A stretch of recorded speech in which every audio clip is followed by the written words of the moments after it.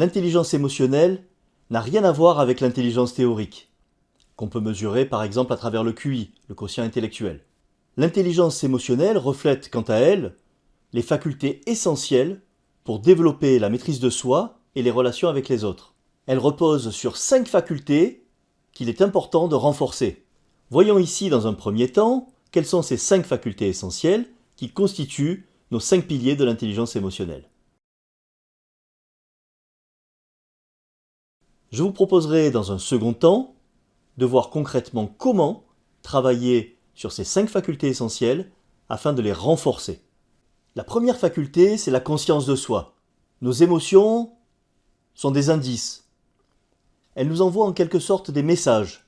Prendre conscience de nos émotions nous permet de mieux comprendre ce qui nous a fait agir ou réagir par rapport à une situation donnée. Il est donc important de savoir déchiffrer nos émotions, les verbaliser et en comprendre l'origine. Deuxième faculté, c'est la maîtrise de soi. La maîtrise de soi, c'est la capacité à gérer nos impulsions et nos émotions pour faciliter le travail au lieu de le gêner. Il existe différents types de techniques de maîtrise de soi sur lesquelles on peut travailler. Ces techniques peuvent nous aider à garder notre calme et notre maîtrise dans des situations où on est confronté à une tension émotionnelle élevée. Cela nous permet de ne pas surréagir ou réagir à chaud quand nous sommes dans une intensité émotionnelle très forte. Troisième faculté essentielle, c'est notre capacité à se motiver ou à s'auto-motiver. Elle s'appuie notamment sur notre capacité de résilience, c'est-à-dire sur notre capacité à persévérer en dépit d'obstacles ou de difficultés